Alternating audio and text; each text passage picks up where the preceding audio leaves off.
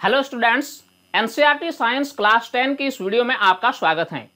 इस वीडियो में हम क्लास 10 साइंस के चैप्टर 6 जैव पराक्रम यानी लाइफ प्रोसेसेस के बारे में डिस्कशन करेंगे। इस चैप्टर से रिलेटेड हमने 3 वीडियो पहले ही अपलोड किया है। पार्ट 1 वीडियो में हमने पोषण के बारे में बताया है, पार्ट 2 वीडियो में हमने श्वसन और पार्ट 3 वीडियो में हमने वहन यानी ट्रांसपोर्ट के बारे में बताया है। ये इस चैप्टर का पार्ट 4 वीडियो है और इस वीडियो के जरिए हम आगे का डिस्कशन अब जारी करेंगे। तो आइए इस वीडियो को हम शुरू करते हैं। आज की इस वीडियो में हम एक महत्वपूर्ण जैव पराक्रम के बारे में जानेंगे और वह है उत्सर्जन यानी एक्सक्रीशन। सबसे पहले तो हमें समझना होगा उत्सर्जन क्या है। शरीर की कोशिकाएं विभिन्न प्रकार के कार्य करती हैं। जैसा कि आप जानते हैं कि सजीवों की शरीर कोशिकाओं द्वारा निर्मित होते हैं और प्रत्येक कोशिका का अपना अपना कार्य होता है। कोशिकीय कार्यों के फलस्वरूप कई प्रकार की अपशिष्ट पदार्थों का उत्पादन होता है।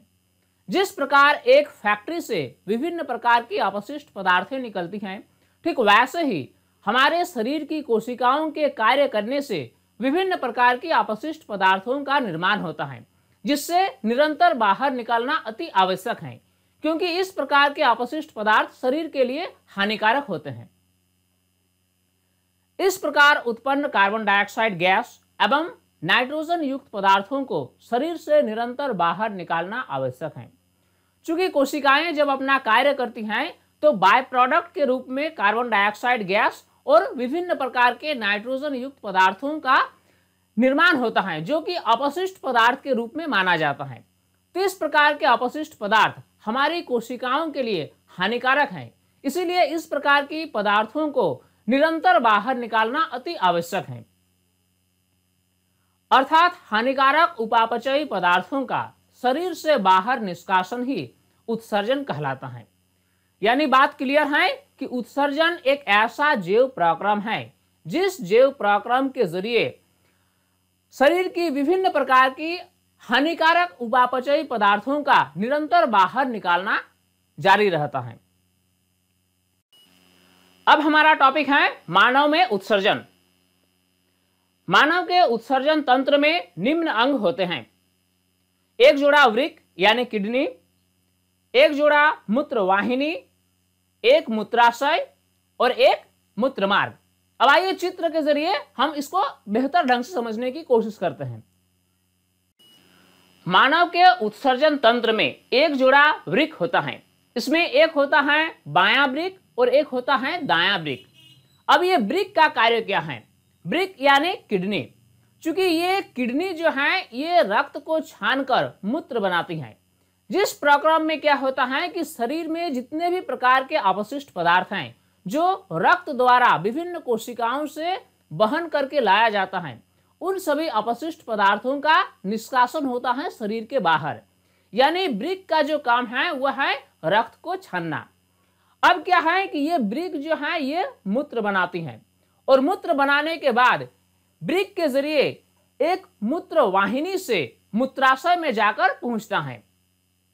तो इस प्रकार मूत्र जो बनता है वह वृक्क द्वारा बनता है और वृक्क द्वारा बनाए गए मूत्र वाहिनी से होकर मूत्राशय तक पहुंचती है। प्रत्येक वृक्क का अपना अपना मूत्र वाहिनी होता है, लेकिन दोनों मूत्र वाहिनी आपस में आकर एक बड़े से संरचना में मिलती हैं, जो कि है मूत्राशय, जहां कुछ समय के लिए मूत्र को संग्रह किया जाता है। फिर बाद में इस मूत्र को मूत्र मार्ग के जरिए शरीर से बाहर कर दिया जाता है। तो इस प्रकार मानव उत्सर्जन तंत्र का चित्र कुछ इस तरह का है। वृक्क उदर में रीढ़ की हड्डी के दोनों ओर स्थित होते हैं। वृक्क जो है यानी जो हमारी किडनी है वह हमारे उदर में पीछे की तरफ रीढ़ की हड्डी के दोनों ओर स्थित होते हैं। वृक्क में मूत्र बनने के बाद मूत्र वाहिनी में होता हुआ मूत्राशय में आ जाता है तथा यह तब तक एकत्रित रहता है जब तक मूत्र मार्ग से यह निकल नहीं जाता। चूंकि मूत्र बनाने का कार्य जो है वह वृक्क करती है और ये मूत्र वाहिनी से होता हुआ मूत्राशय में आकर पहुंचता है और मूत्राशय में मूत्र को कुछ समय तक के लिए एकत्रित किया जाता है। फिर बाद में इस मूत्र को मूत्र मार्ग के जरिए शरीर से बाहर निकाल दिया जाता है। मूत्र बनने का उद्देश्य क्या है? हमारी शरीर मूत्र क्यों बनाती है? विभिन्न कोशिकाओं द्वारा नाइट्रोजनी वर्ज्य पदार्थ जैसे यूरिया या यूरिक अम्ल उत्पन्न किया जाता है। तो चूंकि हमने पहले ही डिस्कस किया कि हमारी शरीर की कोशिकाएं विभिन्न प्रकार के कार्य करती हैं, तो इस प्रकार के कार्यों के परिणाम स्वरूप विभिन्न प्रकार के अपशिष्ट पदार्थ जैसे कि नाइट्रोजनी वर्ज्य पदार्थ यानी यूरिया या फिर यूरिक एसिड जैसे हानिकारक पदार्थ भी उत्पन्न होता है। इन पदार्थों को शरीर से बाहर निकालना अति आवश्यक है। तो इस प्रकार जो हानिकारक पदार्थ उत्पन्न होती हैं, इसको निरंतर शरीर से बाहर निकालना अति आवश्यक है। इसके लिए क्या करते हैं कि हमारी शरीर विभिन्न कोशिकाओं में उत्पन्न हानिकारक पदार्थों को ले आती हैं किडनी तक यानी वृक्क तक, और वृक्क इस रक्त को छानती हैं और छानने के बाद इससे मूत्र बनाती हैं ताकि हमारे रक्त से हानिकारक पदार्थों को शरीर से बाहर निकाला जा सके। वृक्क के द्वारा रक्त को छानकर मूत्र बनाया जाता है, यानी मूत्र बनाने का जो कार्य है वह वृक्क द्वारा किया जाता है।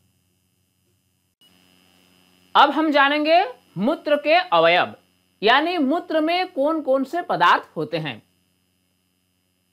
मूत्र में निम्नलिखित पदार्थ हो सकते हैं: जल की पर्याप्त मात्रा, नाइट्रोजनी वर्ज्य पदार्थ जैसे यूरिया या यूरिक अम्ल, अनावश्यक लवण एवं अन्य अनावश्यक पदार्थ जिन्हें बाहर निकालना हो। यानी मूत्र जो है वह एक तरह से अपशिष्ट पदार्थों का मिश्रण है। जो भी अपशिष्ट पदार्थों को शरीर से बाहर निकालना हो वे सभी मूत्र के अवयव होते हैं। मूत्र के अवयव के रूप में प्रमुख जो अवयव हैं वह है नाइट्रोजनी वर्ज्य पदार्थ यानी यूरिया या फिर यूरिक अम्ल। अगला टर्म है वृक्काणु यानी नेफ्रॉन्स। आपने वृक्काणु का नाम अवश्य सुना होगा। रक्त को छानने के लिए वृक्क में बहुत बड़ी संख्या में छोटी छोटी इकाइयां होती हैं।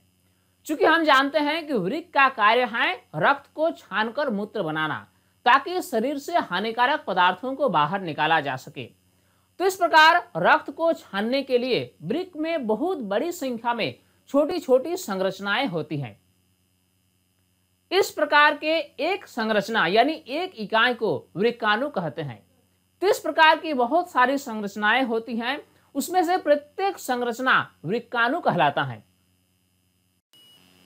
यह एक बहुत ही इंपॉर्टेंट क्वेश्चन है जो अक्सर डिफरेंट कॉम्पिटिटिव एग्जाम में पूछा जाता है। वृक्क का क्रियात्मक इकाई यानी फंक्शनल यूनिट क्या है? तो इसका सही उत्तर क्या होगा? वृक्काणु। अब आइए नेक्स्ट टॉपिक में आते हैं। आपने कभी ना कभी डायलाइसिस का नाम सुना होगा। इसे हिंदी में अपोहन कहा जाता है। इसे कृत्रिम वृक्क के नाम से भी जाना जाता है। व्यक्तियों में किसी कारण से वृक्क कार्य करना बंद कर देती है। कभी कभार ऐसा होता है कि व्यक्तियों में वृक्क जो है, जो किडनी है, ये कार्य करना बंद कर देती है, या फिर अगर कार्य करती भी है तो बहुत ही कम कार्य करती हैं। इस स्थिति में क्या किया जाता है ना, कृत्रिम वृक्क का सहारा लिया जाता है, यानी इससे हम डायलाइसिस भी कहते हैं। इस स्थिति में रक्त का शुद्धिकरण नहीं हो पाता है और रक्त में अशुद्धियों की मात्रा बढ़ती जाती है। क्योंकि जब किसी व्यक्तियों में वृक्क कार्य करना बंद कर देगा तो रक्त का शुद्धिकरण नहीं हो पाएगा, जिसके कारण क्या होगा न, रक्त में अशुद्धियों की मात्रा समय के साथ बढ़ती जाएगी। इस प्रकार शरीर में एक गंभीर समस्या उत्पन्न हो जाती है। तो इस प्रकार जब रक्त का शुद्धिकरण नहीं हो पाता है तो यह शरीर के लिए काफी घातक होता है। इस स्थिति में कृत्रिम वृक्क का उपयोग किया जाता है। कृत्रिम वृक्क द्वारा रुधिर से अपशिष्ट पदार्थों को बाहर निकालना अपोहन यानी डायलाइसिस कहलाता है। इस विधि में शरीर के रक्त को डायलाइजर से पास कराया जाता है। देखिए होता क्या है कि जब कभी भी किसी व्यक्ति का वृक्क कार्य करना बंद कर देता है तो उसको कृत्रिम तरीके से उसके शरीर के रक्त का शुद्धिकरण किया जाता है। इस प्रक्रिया को अपोहन यानी डायलिसिस कहा जाता है। डायलिसिस कराने के लिए क्या किया जाता है न, शरीर से रक्त को निकालकर डायलाइजर से पास कराया जाता है और फिर डायलाइजर से पास होता हुआ यह रक्त पुनः शरीर में प्रवेश कराया जाता है ताकि रक्त का शुद्धिकरण शरीर से बाहर यानी डायलाइजर में हो सके। यह पॉइंट बहुत ही इंपॉर्टेंट है कि इस प्रकार रक्त का शुद्धिकरण शरीर के बाहर होता है और फिर शुद्ध रक्त को शरीर में प्रवेश कराया जाता है। क्योंकि जब आदमी स्वस्थ होता है, उसकी वृक्क स्वस्थ होती है, तो रक्त का जो शुद्धिकरण होता है वह वृक्क द्वारा होता है यानी शरीर के अंदर होता है। लेकिन वृक्क अगर कार्य करना बंद कर दे तो व्यक्ति का डायलिसिस कराया जाता है। इसमें रक्त का जो शुद्धिकरण होता है वह शरीर के अंदर नहीं बल्कि शरीर के बाहर डायलाइजर द्वारा होता है। अब हमारा अगला टॉपिक है अंगदान। किसी ऐसे व्यक्ति को अंगदान किया जाता है जिसका कोई अंग ठीक से कार्य न कर रहा हो। कभी कभार ऐसा होता है कि किसी व्यक्ति के शरीर में कोई अंग ठीक से कार्य नहीं करता है, तो इस स्थिति में एक स्वस्थ व्यक्ति अपनी स्वेच्छानुसार अंग उस रोगी व्यक्ति को दान कर सकता है और शल्य चिकित्सा के द्वारा इस अंग को उसके शरीर में प्रत्यार्पित किया जाता है। तो इस प्रक्रिया को अंगदान कहा जाता है। दानदाताओं और उनके परिवार वालों की सहमति द्वारा अंगदान किया जाता है। अंगदान में किसी एक व्यक्ति के शरीर से शल्य चिकित्सा यानी सर्जरी द्वारा अंग निकालकर अन्य व्यक्ति के शरीर में प्रत्यारोपित किया जाता है। अब हम सबसे महत्वपूर्ण पॉइंट पर डिस्कशन करेंगे। सामान्यतः अंग प्रत्यारोपण में निम्नलिखित अंगों का प्रत्यारोपण किया जा सकता है। अब सवाल उठता है कि किस प्रकार के अंग का प्रत्यारोपण किया जा सकता है। कॉर्निया। कॉर्निया जो है ये हमारी आंख की काली वाले हिस्सा है। जो हम आंख देखते हैं इसमें जो बाहर से हमें काले रंग का जो गोलाकार दिखाई देती है, गोलाकार संरचना, इससे कहा जाता है कॉर्निया। तो कॉर्निया का प्रत्यारोपण किया जा सकता है। इसके बाद है वृक्क, जिससे हम गुर्दे भी कहते हैं, यानी किडनी का भी प्रत्यारोपण किया जा सकता है। अगला है दिल यानी हृदय, हृदय का भी प्रत्यारोपण किया जा सकता है। यकृत लीवर, लीवर का भी प्रत्यारोपण किया जा सकता है। फेफड़ा, फेफड़ा यानी हमारी लंग्स, लंग्स का भी प्रत्यारोपण किया जा सकता है। इसी प्रकार आंत का प्रत्यारोपण किया जा सकता है, अस्थि मज्जा का प्रत्यारोपण किया जा सकता है और अंगनाशय यानी पैंक्रियाज का भी प्रत्यारोपण किया जा सकता है। तो ये पॉइंट आप नोट कर लें कि किन किन अंग का प्रत्यारोपण किया जा सकता है। कॉर्निया, वृक्क, दिल, यकृत, फेफड़ा, आंत, अस्थि मज्जा और अंगनाशय, इन सभी अंगों का प्रत्यारोपण एक स्वस्थ व्यक्ति से एक रोगी व्यक्ति में किया जा सकता है। अब हमारा अगला टॉपिक है पादप में उत्सर्जन। कोई भी जीव हो, चाहे पेड़ पौधे हो या फिर कोई जंतु हो, सभी के लिए उत्सर्जन अति आवश्यक है।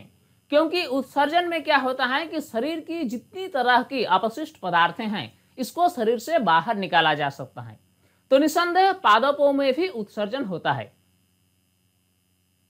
श्वसन एवं प्रकाश संश्लेषण की क्रिया में पौधे वायुमंडल से कार्बन डाइऑक्साइड और ऑक्सीजन का आदान प्रदान करते हैं। चूंकि हम जानते हैं कि पौधे जो हैं ये श्वसन क्रिया करते हैं और प्रकाश संश्लेषण क्रिया करते हैं। प्रकाश संश्लेषण की क्रिया सूर्य के प्रकाश की उपस्थिति में होता है, जबकि श्वसन जो है ये हमेशा होती रहती है, चाहे दिन हो या रात। तो इस प्रकार श्वसन और प्रकाश संश्लेषण की क्रिया में पौधे क्या करते हैं कि वायुमंडल से ऑक्सीजन और कार्बन डाइऑक्साइड का आदान प्रदान करते हैं। गैसों का आदान प्रदान पत्तियों में मौजूद रंध्र द्वारा होता है। चूंकि पौधों की पत्तियों में अत्यंत छोटे छोटे छिद्र पाए जाते हैं, इन छिद्रों को रंध्र यानी स्टोमेटा कहा जा सकता है। तो गैसों का जो आदान प्रदान होता है पौधों में, तो इन्हीं रंध्रों के द्वारा होता है। वाष्पोत्सर्जन की प्रक्रिया द्वारा पौधे अतिरिक्त जल को वाष्प के रूप में वायुमंडल में छोड़ते हैं। पौधों के शरीर में जो अतिरिक्त जल होती हैं इसको वाष्पोत्सर्जन की क्रिया द्वारा वायुमंडल में छोड़ दिया जाता है। तो इस प्रकार पौधे जो हैं, पौधे भी उत्सर्जन की क्रिया करते हैं, लेकिन पौधों में हमारी तरह वृक्क नहीं होते हैं, मूत्रवाहिनी नहीं होती है, मूत्राशय नहीं होती है। पौधों में जो उत्सर्जन होता है वह इन तरीकों से होता है। इसके अलावा भी पौधों कुछ दूसरे तरीके से भी उत्सर्जन करते हैं। पौधे अपशिष्ट पदार्थों को पुराने पत्तियों में संचित कर देते हैं और इन पत्तियों के गिरने से उत्सर्जन का कार्य हो जाता है। देखिए, पौधे उत्सर्जन की क्रिया जो करते हैं वह एक अलग तरीके से भी कर सकते हैं। शरीर की जो अपशिष्ट पदार्थ हैं, उन अपशिष्ट पदार्थों को पौधे अपनी पुरानी पत्तियों में ले जाकर संचित कर देते हैं और ये पत्तियां कुछ समय के बाद स्वतः ही गिरने लगती हैं। तो इस प्रकार पुराने पत्तियों के गिरने से पौधों में उत्सर्जन का कार्य संपन्न हो जाता है। इसके अलावा कुछ पौधे अपशिष्ट पदार्थों को रेजिन तथा गोंद के रूप में भी शरीर से बाहर निकालते हैं। चूंकि हम जानते हैं कि रेजिन या फिर गोंद ये पौधों से प्राप्त किए जाते हैं, तो ये जो रेजिन है या फिर गोंद है ये क्या है? ये एक तरह से शरीर के अपशिष्ट पदार्थ हैं, पौधों के शरीर के अपशिष्ट पदार्थ हैं। तो इस प्रकार पौधे जो हैं वह अपशिष्ट पदार्थों को रेजिन या गोंद के रूप में भी शरीर से बाहर निकालते हैं। पौधे अपशिष्ट पदार्थों को अपने आसपास की मृदा में भी उत्सर्जित कर देते हैं। तो स्टूडेंट्स, उम्मीद करता हूं ये वीडियो आपके लिए काफी हेल्पफुल होगी और इस वीडियो से आपने काफी कुछ सीखा होगा। ये वीडियो आपको कैसा लगा आप हमें कमेंट सेक्शन में जरूर बताएं। और अगर अभी तक आप हमारे YouTube चैनल साइंस प्लेटफॉर्म को सब्सक्राइब नहीं किया है तो इससे अभी सब्सक्राइब कर लें, साथ में नोटिफिकेशन बेल को ऑन करना ना भूलें ताकि हर नई वीडियोस के अपडेट्स आप तक आसानी से पहुंच सकें। स्टूडेंट्स, इस वीडियो को आप लाइक जरूर कर दें क्योंकि आपकी लाइक से ही हमें इंस्पायरेशन मिलती है आपके लिए नई नई वीडियोस बनाने की। तब तक के लिए बाय।